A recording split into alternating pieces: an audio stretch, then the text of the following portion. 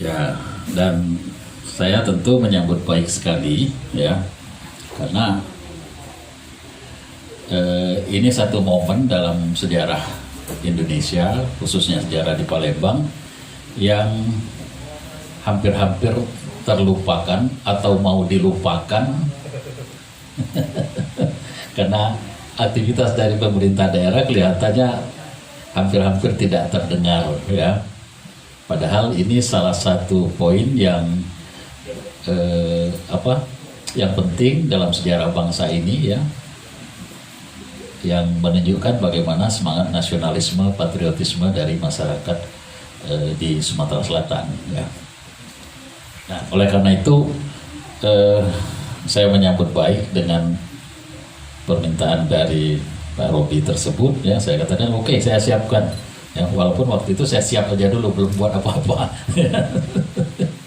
Ini slide ini baru siap fajar tadi itu ya, karena saya harus mencari foto-foto yang berkaitan dengan peta ya, peta perkiraan tahun 47 itu ya. Nah, oleh karena itu Bapak Ibu adik-adik semuanya ya, kalau kita membicarakan sejarah pada tahun 47 ini ya, kita harus menerawang ya kondisinya kira-kira kondisi tahun 47 ya. Jadi jangan samakan dengan kondisi Palembang sekarang. Nah, itu sebab banyak jalan-jalan yang dimunculkan sekarang itu adalah jalan-jalan yang dibuat di atas tahun 50-an ya. Nah, jadi ini yang perlu, jadi mindset berpikir kita dulu yang harus kita lihat. So itu pernah saya menemukan satu tulisan di salah satu surat kabar itu menyebutkan bahwa pada perang 5 hari 5 malam ada pasukan TNI TRI disebutnya ya, dan Laskar itu yang mau menyerbu ke rumah sakit Caritas melalui jalan Demang Lebar Daun. Nah ini ngawur. Itu karena Demang Lebar Daun itu baru dibuat jalannya tahun 78. Jadi waktu itu hutan belantara ya, jadi saya ingat betul itu ya. Nah itu yang kita lihat, artinya kita harus melihat kira-kira kondisi tahun 47 itu situasi katakanlah peta wilayahnya ya bagaimana ya. Saya sebelum ke situ ya, kita harus melihat juga bahwa pertempuran 5 hari 5 malam itu terjadi karena tidak bisa kita lepaskan dengan kebijakan politik dari pemerintah Belanda ya, itu yang harus kita lihat ya.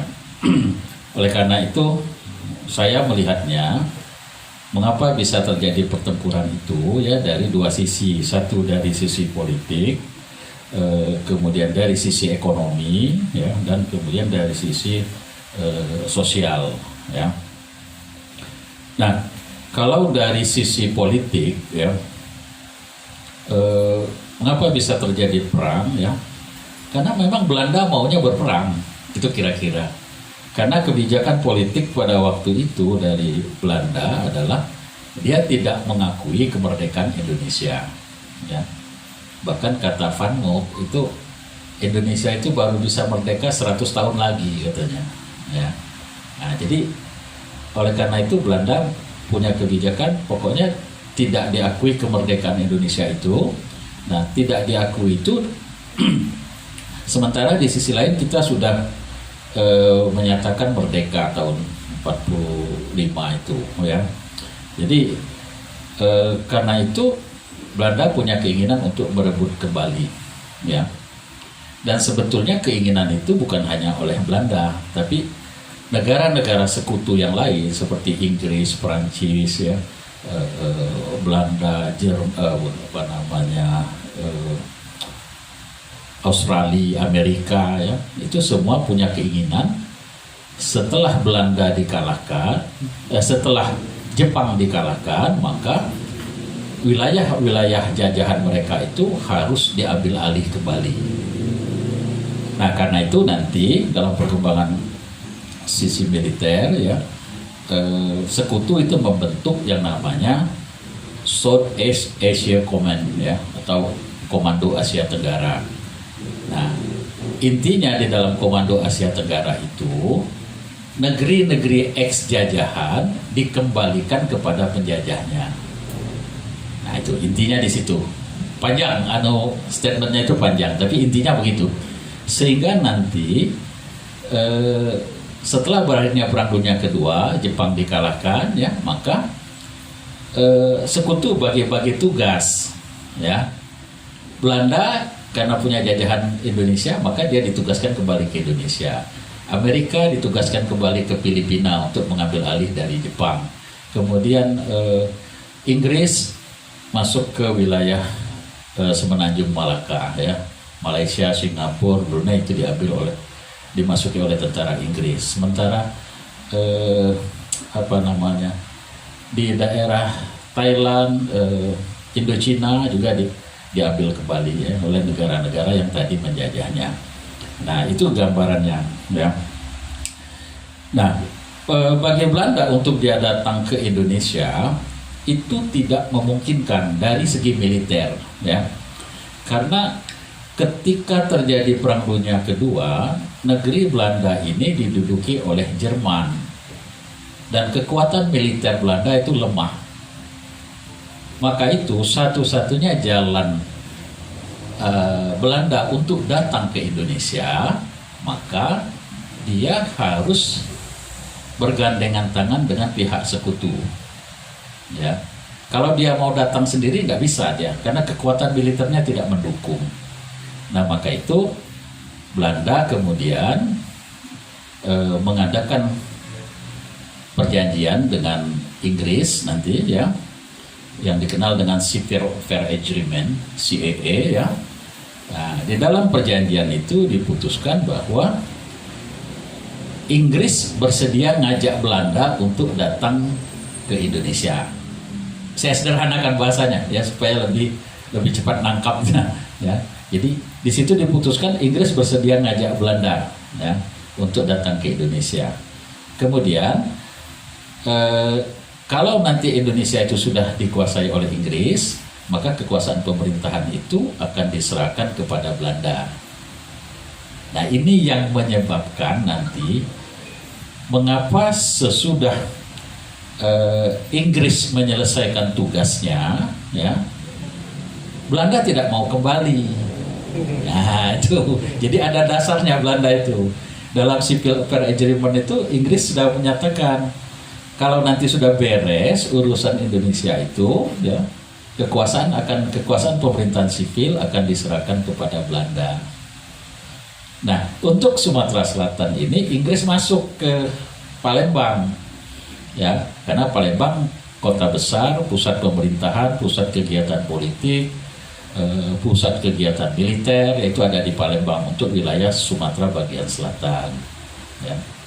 Dan Inggris atau sekutu katakanlah itu masuknya pada bulan Oktober tahun 45, kemudian tahun 46, ya, sekitar Oktober juga Inggris meninggalkan Palembang. Nah, Belanda nggak balik dia, ya. Itu karena ada perjanjian tadi, makanya Belanda tetap bertahan, ya. Nah, Belanda bertahan sehingga daerah-daerah yang tadinya diduduki oleh Inggris itu diambil alih oleh Belanda. Inilah awal-awalnya itu, ya. Jadi di situ Belanda merasa dia yang memegang kekuasaan pemerintahan, ya, karena Inggris sudah menyerahkannya. Ya, mengapa demikian? Ya, karena Belanda tidak mengakui bahwa Indonesia itu sudah merdeka. Itu yang dari aspek politik yang kita lihat, ya.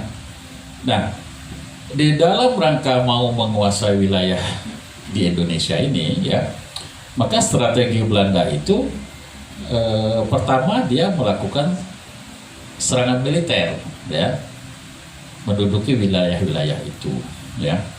Yang kedua, ilmu Belanda lama itu dipakai kembali sesudah merdeka, ya. dia mendekati, mencari tokoh-tokoh masyarakat di daerah tersebut yang bisa diajak kerjasama. Nah, itu yang dipakai Belanda, ya.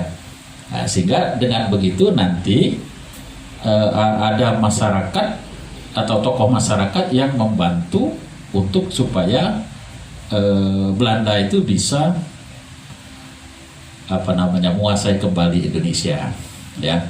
Nah itu nanti di ujungnya kerjasama dengan tokoh-tokoh yang dibina Belanda ini nanti melahirkan yang namanya negara Sumatera Selatan itu nantinya, ya. Nah, jadi ada beberapa orang ya itu tentang negara Sumatera Selatan itu. Kemudian dari segi ekonomi saya kira umum saja, dari segi ekonomi wilayah kita kaya, itu menjadi sumber bagi Belanda untuk membangun kembali perekonomiannya yang hancur akibat Perang Dunia Kedua, ya. Jadi untuk membangun kembali yang namanya negeri Belanda, dia butuh dana, ya, yang diharapkan bisa disuplai oleh Indonesia, ya. Karena itu Indonesia harus dikuasai, ya. Tapi dengan terjadinya perang kemerdekaan, ya, di mana dalam perang kemerdekaan itu katakanlah Belanda bisa diadakan perlawanan oleh masyarakat, ya. Akhirnya ya Belanda bingung juga, ya, ya.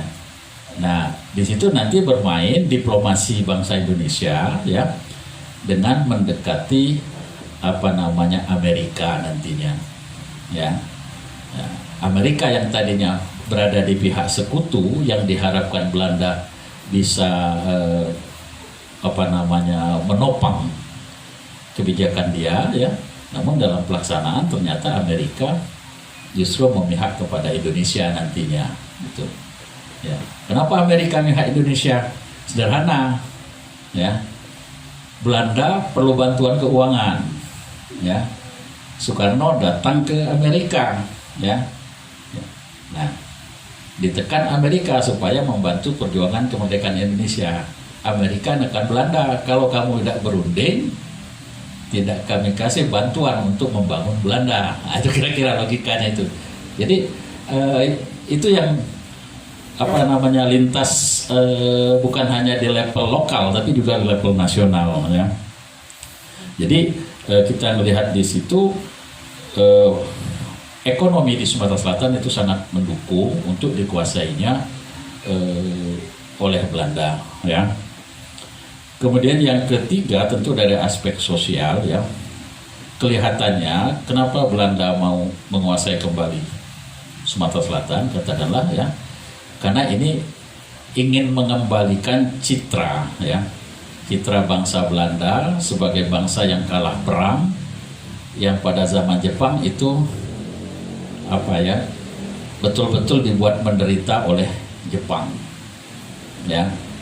Waktu tahun 2002 saya wawancara dengan beberapa tokoh, ya, tokoh pejuang tahun itu, dia cerita bahwa orang-orang Belanda itu kalau mau makan itu terpaksa harus cari di tong sampah katanya untuk makan itu.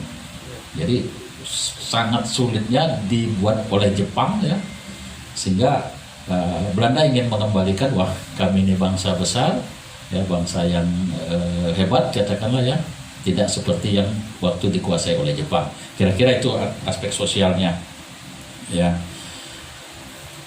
Kemudian itu tiga aspek yang kita lihat, politik, ekonomi, kemudian sosial, ya. Nah, di Palembang sendiri sebetulnya ketika terjadi perang ketika terjadi perang kemerdekaan atau setelah proklamasi, ya, di Palembang itu sendiri kita sudah siap, ya. Jadi ketika sekutu ataupun Belanda datang ke Palembang, dia kaget, ya. Dia kaget melihat bahwa di Palembang itu sudah ada satu pemerintahan, sudah ada yang namanya pertahanan, ya. Nah itu, nah di situ peran Pak Akagani yang mendahului Jakarta membentuk pemerintahan di Palembang. Gitu. Jadi inilah anehnya Palembang itu, ya. Ya. Kalau daerah lain baru ada pemerintahan setelah diangkat Soekarno. Ya. Nah di Palembang ini Pak Akagani ngangkat diri sendiri dulu, ya. Nah itu, dan dia apa istilahnya dilegitimasi oleh tokoh-tokoh masyarakat Palembang. Ya. Baru kemudian dalam bulan Oktober kalau saya tidak salah, baru turun SK dari Soekarno. Ya, dia diangkat sebagai Presiden Palembang. Jadi merintah dulu baru turun SK, kira-kira begitu bahasanya. Ya, kalau daerah lain itu turun SK baru melaksanakan pemerintahan. Ya, nah itu yang kita lihatnya. Begitu juga di bulan-bulan Agustus itu dibentuk yang namanya BPKR, ya, atau BKR nantinya, ya, Badan Keamanan Rakyat. Itu juga dibentuk mendahului dari Jakarta, ya. Nah, sehingga 25 Agustus itu kita sudah membentuk BKR, ya. Jakarta baru 5 Oktober. Nah ini ya, agak anehnya di situ, ya. Tapi untuk kebaikan kita melihatnya.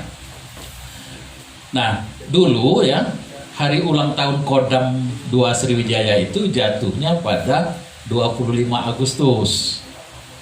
Itu, ya. Tapi kemudian ada edaran dari Panglima ABRI, ya, bahwa hari ulang tahun Kodam tidak boleh mendahului hari ABRI, hari TNI. Jadi kalau dia sebelum 5 Oktober maka dia harus diganti dengan tanggal sesudah 5 Oktober. Nah, dengan dasar itulah maka hari ulang tahun Kodam itu berubahlah menjadi 1 Januari 1946. Berdasarkan tanggal 1 Januari 46 itu ada konferensi Bukit Tinggi, ya, konferensi tentara se-Sumatera di Bukit Tinggi. Nah, di situ ditetapkan terbentuk 3 kesatuan komando, ya, subkomando utara, ya, subkomando tengah, dan subkomando Sumatera Selatan. Itu ya, itu di bulan Mei 46, tapi berlaku surut sejak 1 Januari 46. Ya, itu sekedar sejarah Kodam, ya. Kadang saya ditanya kenapa berubah, ya seenaknya saja bukan. Ada edaran dari menteri waktu itu yang tidak boleh mendahului hari lahirnya angkatan bersenjata kita tanggal 5 Oktober, ya. Itu. Nah,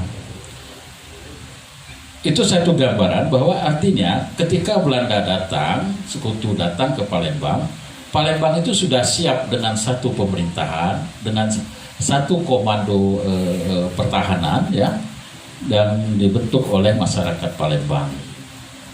Nah, lantas dari tahun 46 kemudian peristiwa pertempuran 5 hari 5 malam itu sendiri terjadi dari 1 Januari sampai 5 Januari 1947. Ya. Mengapa bisa begitu? Ya itulah titik puncak dari perlawanan yang ada di Sumatera Selatan, katakanlah. Karena sebelum 5 hari 5 malam itu sudah terjadi beberapa pertempuran sebelumnya, ya.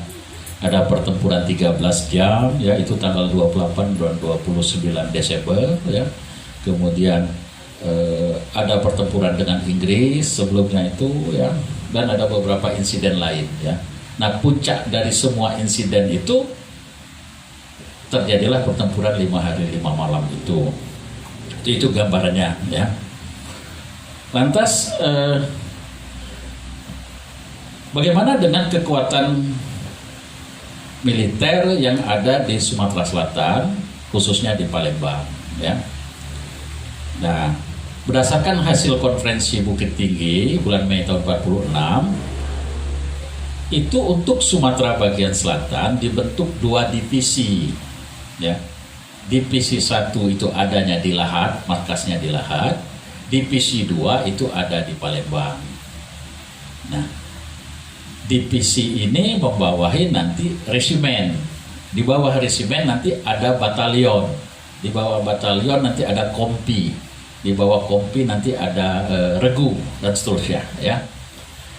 Tapi Bapak Ibu ya, kita jangan beranggapan bahwa Palembang yang punya 2 batalion itu ya, jumlah tentaranya sama dengan batalion dalam ketentuan militer ya. Nah, sebab 1 batalion itu 1.000 anggotanya ya. Di Palembang waktu itu tidak cukup 1.000, cuma kita sebut 1 batalion. Nah itu, kalau bahasa Palembangnya nakut di Belanda. Nah itu kira-kira ya. Ya, jadi nggak salah-salah berapa divisi. Sumsel punya 2 divisi. Kalau dua divisi berarti jumlahnya itu lebih dari 20.000 orang ya. Nah, tapi faktanya tidak sampai gitu ya. Jadi kita kasih nama aja, udah divisi 1, divisi 2 ya, batalion. Nah gitu juga ya. Maka itu di Palembang pada waktu itu divisi 1 itu ada di Lahat, itu di bawah pimpinan Pak Barlian ya, Kolonel Barlian, kemudian turun pangkat jadi Letnan Kolonel ya. Kenapa turun? Memang ada kebijakan pemerintah, semua tentara diturunkan 1 tingkat gitu. Jadi yang mayor ke bawah itu turun 1 tingkat ya, mulai mayor ke bawah itu turun 1 tingkat. Yang tidak boleh turun itu yang letkol ke atas. Nah tahun 47 pangkat tertinggi di Palembang, di Sumatera Selatan itu cuma kolonel, yaitu Pak Simbolon, pangkatnya kolonel. Jadi jangan bermimpi di jalan di Palembang tahun itu ada jenderal, nggak ada. Memang belum ada ya, kolonel. Orang kedua yang pangkatnya letkol itu Pak Bambang Utoyo. Nah, ada ada beberapa banyak mayor ya, tapi 1 mayor yang nggak mau turun pangkat ya, karena merasa berjuang ya. Pokoknya saya mau pakai mayor terus. Itulah Pak Dhani Effendi ya. Memang orangnya melawan ya. Itu banyak cerita-cerita tentang Pak Dhani ini ya. Jadi Pak Dhani tetap menggunakan pangkat mayor ya, sementara yang lain sudah menurunkan pangkat jadi kapten. Dia tetap mau pakai mayor. Itu kira-kira ya. Nah, untuk wilayah Palembang ini pertahanannya itu dibebankan pada divisi 2 resimen 15 ya. Divisi 2 resimen 15 ya. Panglima divisinya itu Pak Bambang Utoyo ya. Nah, resimen 15 membawahi nanti beberapa batalion ya. Saya sering lupa ya. Jadi ada resimen 15 ya. Di dalam divisi 2 ini, divisi 2 itu memiliki 2 resimen sebetulnya.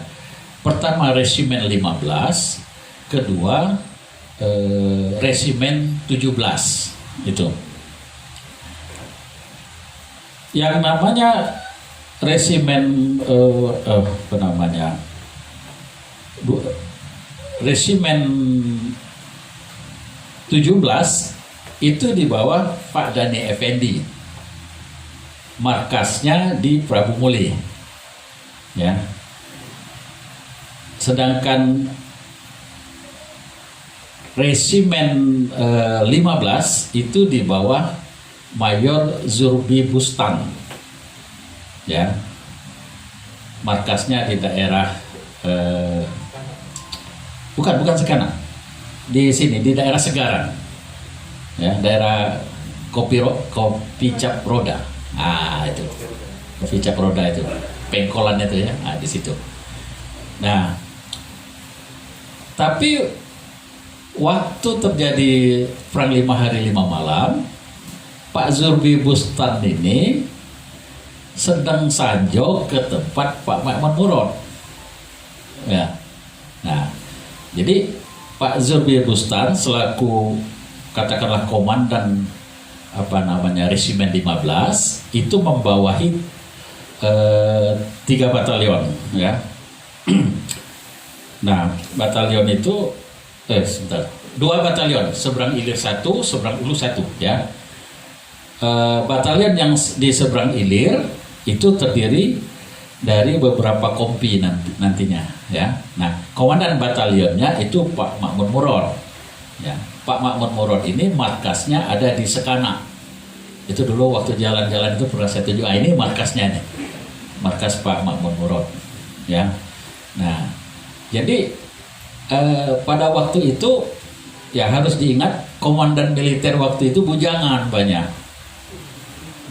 ya cara bujang lah kan, bertandang ke sana ke sini. Jadi Pak Zulbi Bustan bertandanglah ke rumah ke markas batalion Pak Makmur Murad, bertandang juga di situ Asnawi Mangku Alam, kemudian juga Pak Ria Kudu juga main di situ, sama-sama bujangan. Nah itu ya. Perang meletus. Nah itu ya, nak balik ke pasukan jauh ya, akhirnya ya terpaksa berjuang di daerah yang terdekat. Nah itu kira-kira ya. Di wilayah seberang ilir ini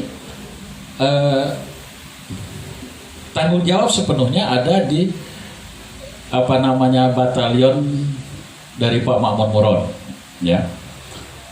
Sedangkan di seberang ulu itu ada 1 batalion itu di bawah tanggung jawab Kapten Denmas Kadir ya. Nah itu markasnya itu ada di daerah 40 ya. Ya. Jadi begini Bapak Ibu membayangkannya ya. Jalan Jenderal Ayani itu belum ada tahun 47. Semua lewat jalan pinggir sungai, jalan laut kalau istilah sekarang. Jadi dari Kertapati turun jembatan belok kiri ya, itu lewat jalan laut ya. Kemudian masuk bawah Ampera lewat jalan laut juga ya. Baru ketemu di Simpang Bagus Kuning itu. Nah, jalan Bagus Kuning itu tahun 70 baru dibuat, lebih kurang tahun itu ya. Saya ingat saya masih kecil itu, karena ada tetangga saya kecelakaan di situ. Nah itu makanya saya ingat betul ya, tahun 70 Bagus Kuning itu. Nah jadi maka itu pertahanan itu lebih banyak berada di pinggir sungai ya, karena jalannya memang di pinggir sungai ya. Nah, itu yang kita ngelihatnya ya. Nah yang di seberang ulu itu ada Pak Denmas Kadir, itu komandan batalionnya ya. Tahun berapa saya sempat pernah ketemu, itu tahun 80-an dengan Pak Denmas Kadir ini ya. Lantas dia membawahi beberapa kompi pasukan ya. Antara lain kompi pasukan itu kompi dari Letnan 1 Abdullah ya. Kemudian ada ke sebelah sini Letu Sumaji dan lain-lain ya, ada beberapa komandan kompinya itu. Nah, Letu Abdullah ini nanti gugur di Pelaju nanti ya. Ada tugunya di sana. Ya, di depan kantor pos itu. Ketika dia menyerbu Bagus Kuning ya. Ada juga pasukan yang ditempatkan di pintu gereja Komplek Pelaju ya. Kalau Bapak Ibu yang ke Pelaju tahu itu ya, pintu gereja yang di samping itu. Nah, di situ ada di daerah Sriguna itu ada 1 pasukan juga yang ditempatkan di bawah Pak Anwar Lizano ya, Mayor Letnan 1 Anwar Lizano, ini orang Ogan Ilir ya. Itu. Tapi dia tidak menyelesaikan pangkatnya. Setelah tahun 50 dia berhenti dari tentara menjadi pegawai Pertamina. Nah, itu Pak Anwar Lizano ini ya. Saya tahun 90-an sempat ketemu dia dengan Pak Anwar Lizano ini ya. Jadi panjang lebar dia cerita tentang Peron Batun dan seterusnya itu ya. Itu. Saya zaman itu HP belum ada, jadi tidak bisa merekam. Ya. Nah, ini gambaran yang kita lihat ya. Tapi di samping dari batalion Pak Makmur Murad ya, dari resimen 15 tadi. Di Palembang juga ada satu resimen yang sangat kuat, yaitu resimen 17. Resimen 17 ini dipimpin oleh Pak Dhani Effendi. Ya. Nah, Pak Dhani Effendi ini resimen istimewa, ya, karena resimen ini mempunyai satu pasukan anti serangan udara. Nah, kalau yang lain nggak punya itu, ya. Nah, sepanjang jalan dari Masjid Agung sampai ke Caritas itu dipegang oleh pertahanannya dipegang oleh pasukan dari Pak Dhani Effendi ini, ya. Tuh. Nah, di luar itu ada pula laskar-laskar yang jumlahnya personilnya itu tidak bisa kita ketahui secara pasti, ya, tapi itu cukup banyak. Mulai dari Laskar Navindo, ada Laskar Mujahidin, ada Laskar Hizbullah, Sabilillah, Telang Hitam, dan macam-macam, ya, banyak sekali itu. Ya, ini semua bergabung dalam pertahanan pada waktu itu, ya. Nah, jadi maksud saya begini, secara teoritis militer, tanggung jawab pertahanan wilayah Palembang itu ada di resimen 15, ya, bukan resimen 17. Jadi bukan Pak Dhani Effendi, tapi ada di Mayor Zulfi Bustar, ya, resimen 15.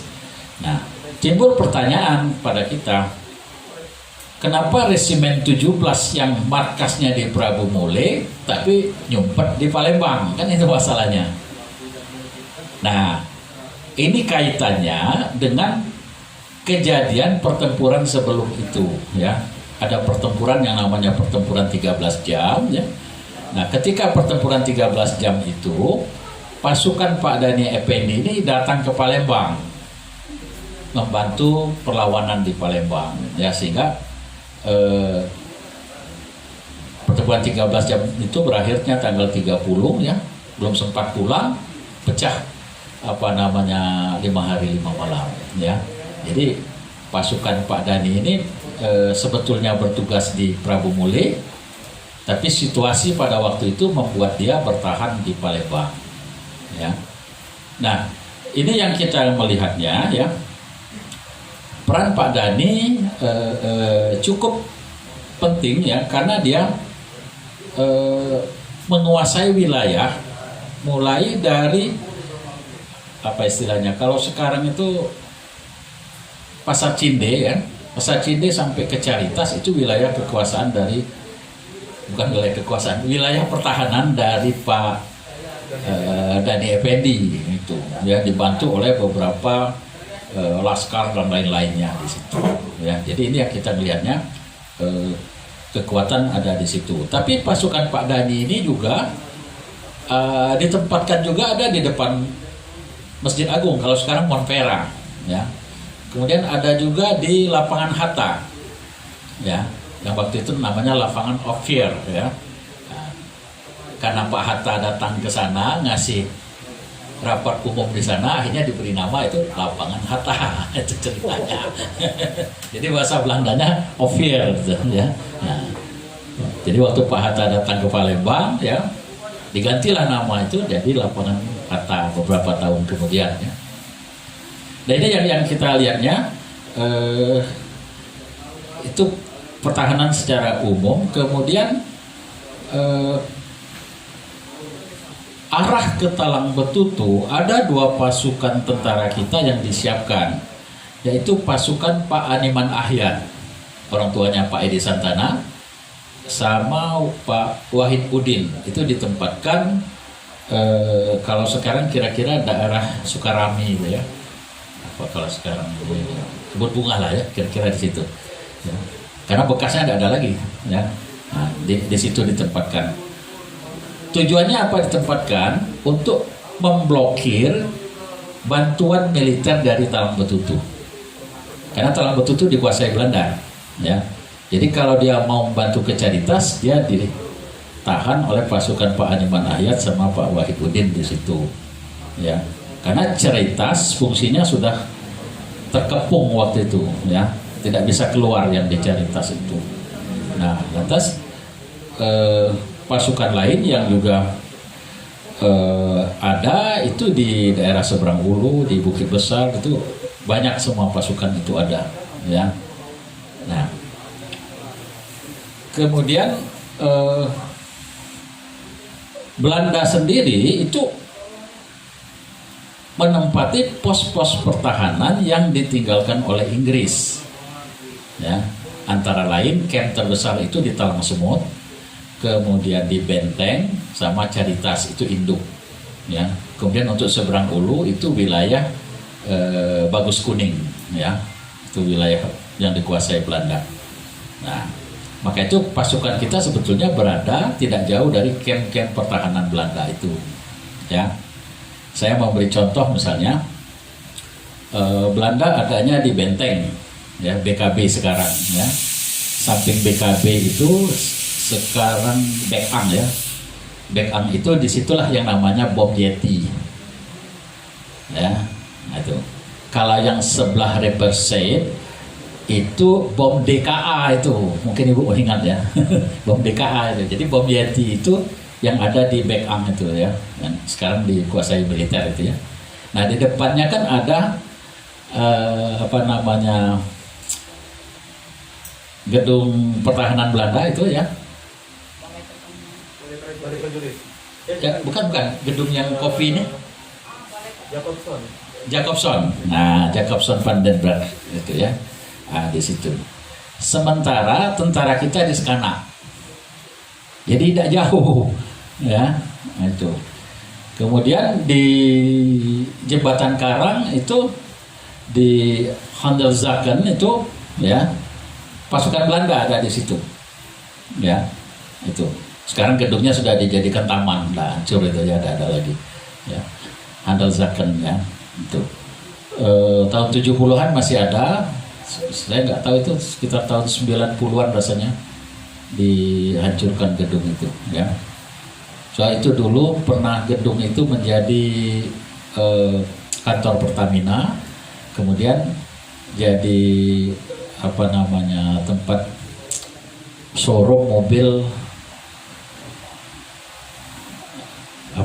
punya Pak Asnawi, ini lupa saya. Showroom mobil itu dulu pernah, ya, saya lupa nama. Nah, itu dulu pernah, ya. Nah, dalam perkembangan kemudian itu kan dihancurkan, ya, dibangunlah taman yang disebut dengan Jeramba Karang itu. Jadi Jeramba itu memang dari bahasa Palembang, jembatan artinya, ya. Nah, di belakang Handelszaken itu, ya, di Jalan Mujahidin kalau sekarang itu ada pertahanan laskar di situ. Itulah Laskar Mujahidin.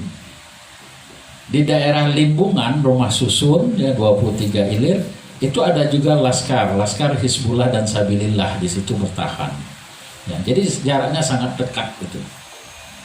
Nah, dengan pemetaan kekuatan militer itu, maka perang 5 hari 5 malam itu bisa kita kategorikan sebagai perang kota. Artinya perang yang terjadi di setiap sudut kota, ya. Nah, itu yang kita melihatnya, ya. Nah, sering ditanyakan orang apa yang menyebabkan peperangan itu, ya. Itu, ya, sebetulnya sebelum tanggal 1 itu bulan Desember itu sudah ada konflik-konflik, ya, tapi belum berkembang besar, ya. Nah, jadi baru pada tanggal 1 Januari pagi itu, ya, subuh, beberapa sumber itu dari sumber Pak Abiasan itu menyebutkan sekitar subuh, sekelompok tentara Belanda itu keluar dari Benteng, ya, melalui Jalan Merdeka mau masuk ke Jalan Rustam Effendi, ya, dulu Jalan Mailan, Jalan Martabak Har itu. Nah, kalau sulit mengingatnya, ya, Jalan Martabak Har, masuk ke situ, nah, sambil mengeluarkan tembakan. Nah, sementara daerah yang dilalui itu adalah markas pejuang, ya, markas pejuang Napindo, yang laskar-laskar ini, dan juga pasukan dari tentara kan tidak jauh dari situ di daerah Segaran itu markas dari batalion ya, batalion apa namanya Pak Zulfi Rustam ya. Ini yang kita lihatnya ya. Sehingga kalau dalam bahasa Palembang kiro-kiro ya, kejadian pada pagi hari itu menunjukkan Belanda tuh ngampuk nih kira-kira. Nah itu bahasa Palembang. Ngampuknya Belanda nih. Ya. Lah ditantang berperang masih juga. Nah kan dihadapilah terjadi. Itu awal mulanya di situ. Ya. Kenapa penembakan itu ya? Karena tentara yang keluar dari benteng ini kan tentara mabok. Nah itu mereka habis merayakan tahun baru. Ya, itu. Nah perlu diingat juga bahwa Jalan Jenderal Sudirman itu tidak sampai ke Caritas. Jalan Jenderal Sudirman itu mulai dari kalau sekarang Air Mancur ya, baru sampai di bioskop Mawar. Masih ada sekarang bioskop Mawar. Masih, logonya masih lewat IP lewat dikit. Oh iya. Nah, belum sampai Cinde dia itu. Okay. Jadi dulu kalau orang mau ke Caritas dia harus lewat dari jalan apa namanya Rustam Effendi, masuk jalan Kolonel Atmo, ya, keluarnya Pasar Cinde. Nah itu, ya, itu. Dulu namanya Jalan Talang Jawa Lama, yang Kolonel Atmo itu, ya, Jalan Talang Jawa Lama itu. Jadi dia harus muter ke situ. Ya, ya dari mana saya dapat info itu? Saya waktu tahun 2000 itu saya wawancara sama Pak Aziz ya, Letkol Aziz yang dikenal Pak Aziz Kidip. Dia cerita itu, dia cerita bahwa jalan itu belum sampai Caritas katanya, baru sampai di Pancawarna katanya. Nah, Pancawarna itu kira-kira bioskop. Ibu tahu mungkin istilah Pancawarna, yang lain tidak usah tahu ya. Ya, itu cerita Pak Ajis itu. Saya bilang, Pak tapi pada lo aku memang berjuang katanya itu. Ya, dan dia memang bertahan di front Caritas ya. Tapi dia sebelum pertempuran 5 hari 5 malam, Pak Ajis ini ikut tertembak bersama Pak Rifai ya, Arifai ya, Letu Arifai. Nah, itu kejadian tertembaknya Letu Arifai itu di akhir Desember ya, sekitar tanggal 29 atau 30 sekitar itulah. Ya. Nah, kemudian ya dari awal itu maka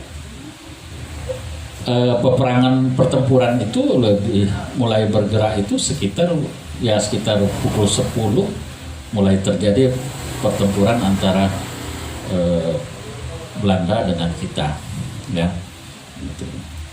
Dan itu tadi karena pertahanan kita itu berdekatan dengan pertahanan Belanda, maka peperangan itu dari masing-masing daerah pertahanan itu menyerbu di mana ada Belanda.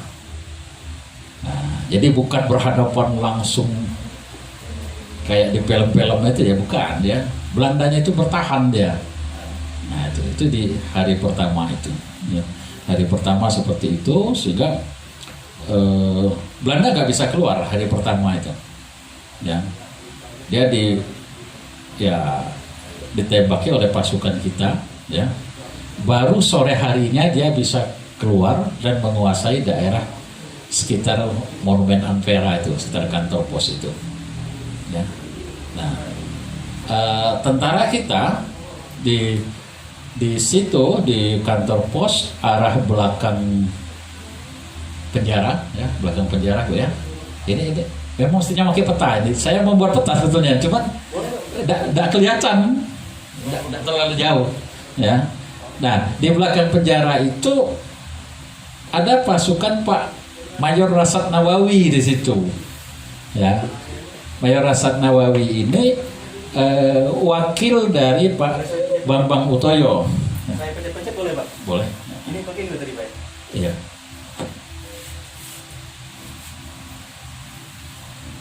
Dari jauh udah terlihat juga. Sudah enggak? Sudah.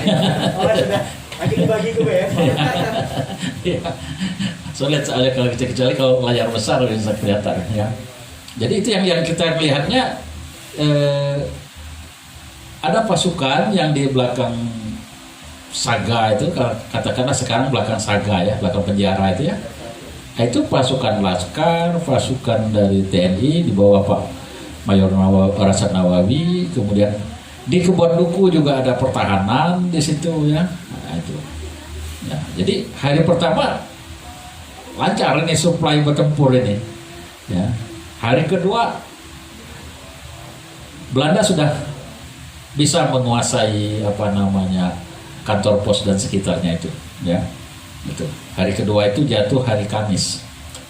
Hari ketiga wilayah sekitar Masjid Agung itu sudah dikuasai penuh oleh Belanda. Karena itu tidak ada sholat Jumat di hari itu.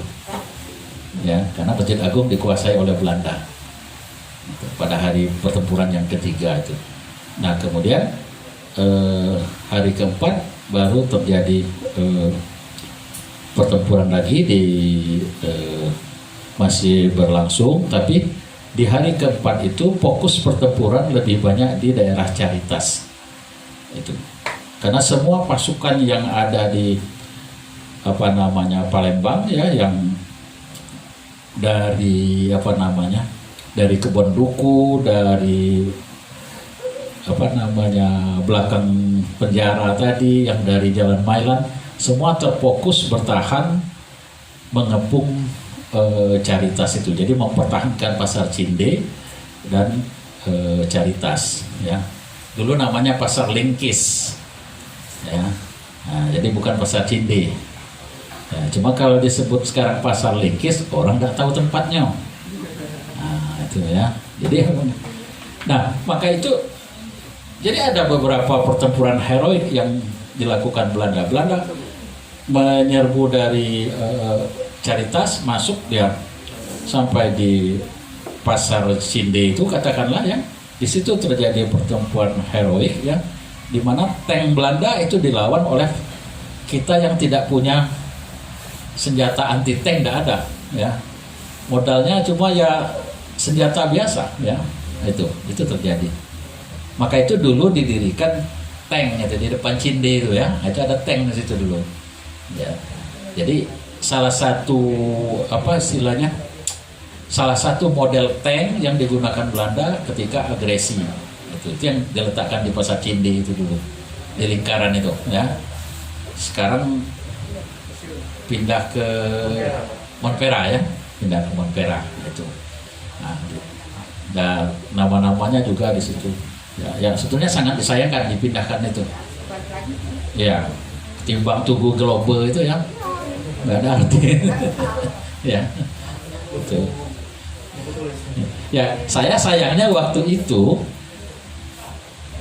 gubernurnya Pak Alek, wali kotanya Pak Edi Santana. Orang tuanya pejuang di situ, justru itu dipindahkan. Nah, itu. Jadi cuma melihat, wah ini istilahnya iya kurang estetik ya itu. Nanti dikira kalau ada orang dari dari bandara mau masuk kota Palembang, begitu lihat sudah diancam oleh tank. Nah, itu kan itu terlalu picik berpikirnya itu ya.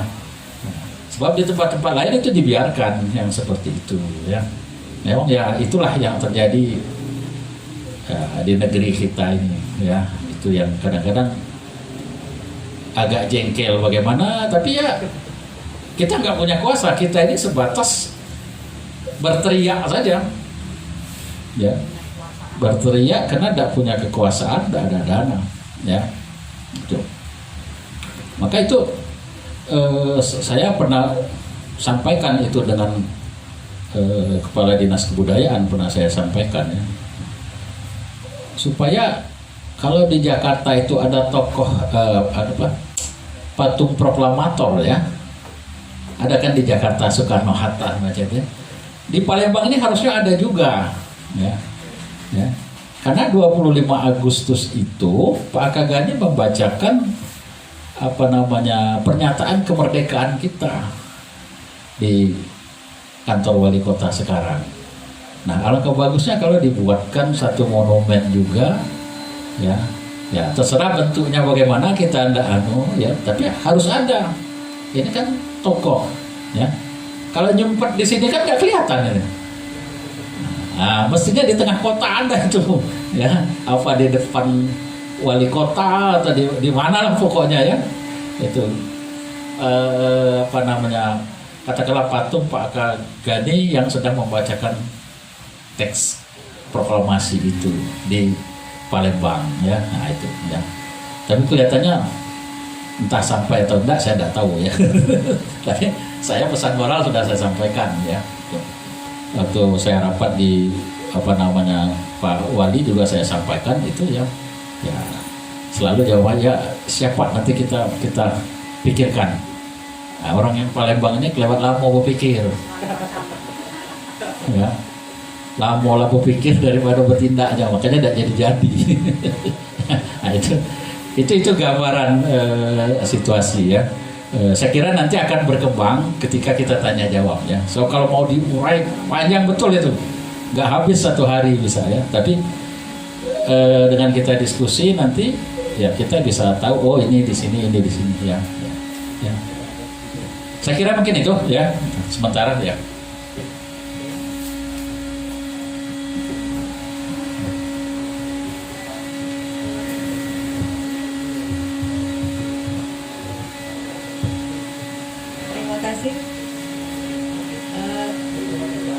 Selanjutnya sesi tanya jawab ya, kita beri kesempatan 3 orang penanya terlebih dahulu.